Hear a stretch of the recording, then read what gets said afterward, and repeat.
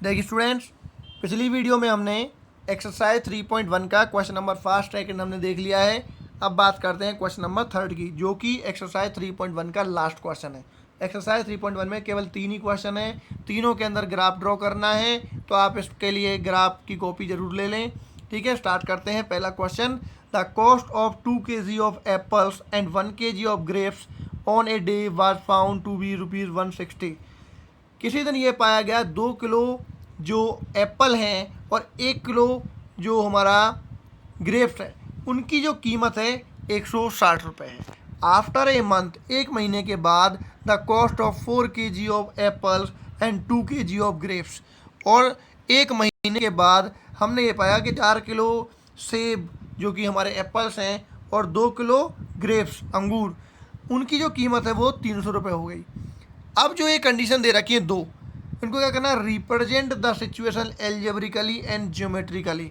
Algebraically और geometrically करना है, या कह सकते हैं आप ग्राफिकली। ज्योमेट्रिकली या ग्राफिकली बात एक ही है। ठीक है, अच्छा जी, अब इसको सॉल्व करना है। सॉल्यूशन बनाते हैं यहाँ पे। Let cost of 1 kg of Apple ₹X, cost of 1 kg of grapes ₹Y।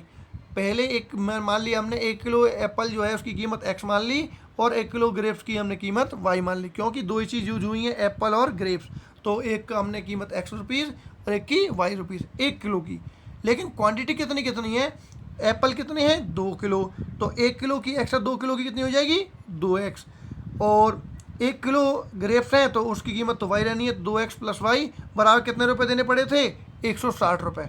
2X plus Y is equal to 160, 160 rupees आपके यहाँ पे हो गई। ये बन गई आपकी equation number first.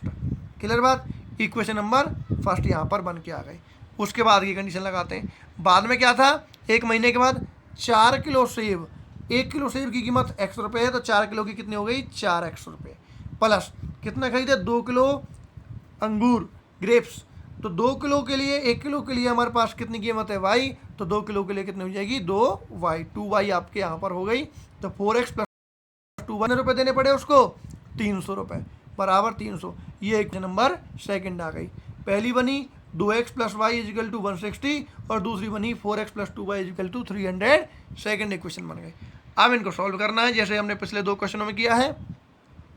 From equation number first, equation number first से सॉल्यूशन निकालते हैं इसका। 2X plus Y is equal to 160, तो सॉल्व करते हैं। लेट कर लेते हैं, let at X is equal to 50। मान लिया हमने x की जगह 50, यहाँ पर 50 मान लेता है मैंने। यहाँ पे क्या होगा 2 गुना में 50 हो गया, plus y is equal to 160। 2 गुना में 50 करने पर क्या हुआ 100, 100 plus y is equal to 160, और 100 को हम राइट में लाएंगे तो कितना हो जाएगा माइनस हो जाएगा।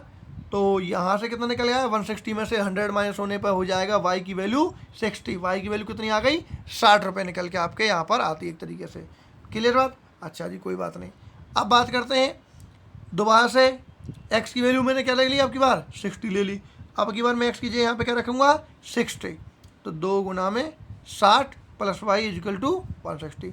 2 गुना में 60 करने पर कितना आया 120, 120 प्लस y बराबर 160। तो y बराबर अगर हम निकालेंगे तो 160 में से 120 माइनस कर दिया, 160 में से 120 माइनस करने पर क्या पाया हमने, ये वैल्यू निकल के आई, y की वैल्यू 40 आई। तो 2 सॉल्यूशन निकल के आई, x की वैल्यू 50 पर y की वैल्यू 60, x की वैल्यू 60 पर y की वैल्यू 40। इसको टेबल के रूप में आप चाहे तो लिख सकते हैं और नहीं तो नहीं भी। पिछले 2 क्वेश्चनों में मैंने टेबल लिख के बताई थी, अब की बार मैंने टेबल नहीं बनाई है। अब डायरेक्टली मैं सेकंड वाले क्वेश्चन को सोल्व कर रहा हूँ, उसका सॉल्यूशन निकाल रहा हूँ। तो आप याद रखेंगे x की वैल्यू 50, y की 60, x की 60, y की 40। क्लियर बात, इसका एक टेबल आप चाहे तो बना सकते हैं, नहीं तो कोई दिक्कत भी नहीं है, बना लेंगे तो बेस्ट ही है। आगे देखिए, from equation number second, second कौन सी थी ये वाली, 4x plus 2y equal to 300। इसमें मान लेते हैं एट एक्स इजिकल टू 70, 70 मान लिया। 4 गुना 70 प्लस 2y बराबर 300 हो गया। तो इन दोनों की हमने मल्टीप्लाई करी, कितना हो गया 280, 7 चौक 28 प्लस 2y बराबर 300 चल ही रहा है। 280 को राइट में लाएंगे तो कितना हो जाएगा माइनस, तो 2y बराबर में कितना हो जाएगा 20। 2 से किसका क्या करेंगे डिवाइड, तो y की वैल्यू क्या बनेगी 40, y की वैल्यू क्या बनेगी 40। तो y की वैल्यू हमारे पास हो गया यहाँ पर, सॉरी वाई की वैल्यू बन गई 10। ठीक है, 2 से हमने यहाँ पर डिवाइड करा तो ये यहाँ पर हो गया आपका 10 आ गया 2 से डिवाइड करने के बाद। और इसके बाद एक्स इजिकल टू हम क्या लेते हैं 80 लेते हैं। और 80 जब आप लेंगे तो यहाँ रखना है आपको वैल्यू 4 × 80 + 2y = 300। इन दोनों की मल्टीप्लाई करेंगे तो ना आएगा आपका 320 + 2y = 300 चल रहा है। अब 320 को हम राइट में लाएंगे तो माइनस का हो जाएगा। 300 में से 320 घटाएंगे तो माइनस का 20 आएगा। पहले तो आया था प्लस का 20 क्योंकि 300 में से 280 घटाया था। अब 300 में से 320 घटा रहे हैं, ज़्यादा घटा रहे हैं तो माइनस का 20 आएगा। 2 से डिवाइड करेंगे तो माइनस का 10 आएगा। पिछली बार क्या आया था प्लस का 10 आया था, अब की बार माइनस का 10 आ गया क्योंकि यहाँ माइनस का 20 है, वहाँ प्लस का 20 था। क्लियर बात। 2 सॉल्यूशन आपके यहाँ पर निकल के आए।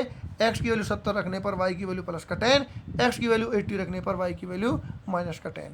अब करना क्या है, अब आपको ये जो वैल्यूज़ निकल कर आई हैं अब इनको आपको पुट करना है। ठीक है, ये देखिए ये यहाँ पर आपका ग्राफ बनाया गया है। तो एक्स की वैल्यू मैंने यहाँ पर मैक्सिमम 90 ले ली, यहाँ पे माइनस के 40 तक ले ली क्योंकि माइनस की कोई वैल्यू यहाँ पर एक्चुअली हमारे पास आई नहीं थी लेफ्ट साइड में।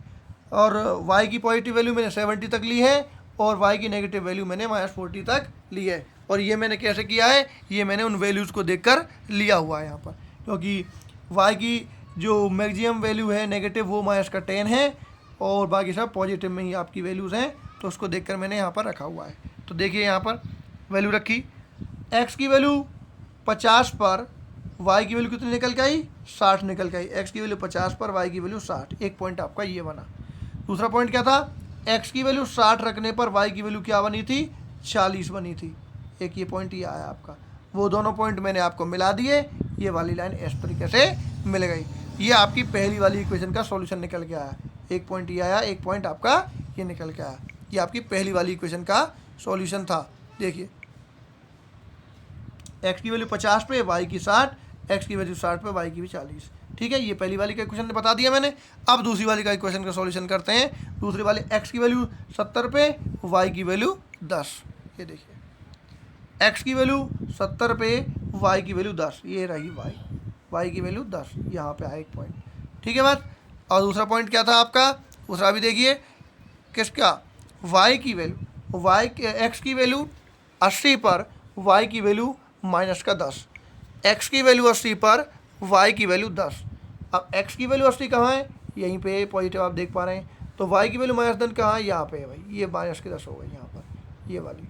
तो एक पॉइंट आपका ये बन गया, एक पॉइंट आपका ये बना था, इन दोनों को मिला दिया तो दूसरी इक्वेशन का सॉल्यूशन हो गया। तो ये पहली वाली का सॉल्यूशन आया, ये दूसरी वाले का।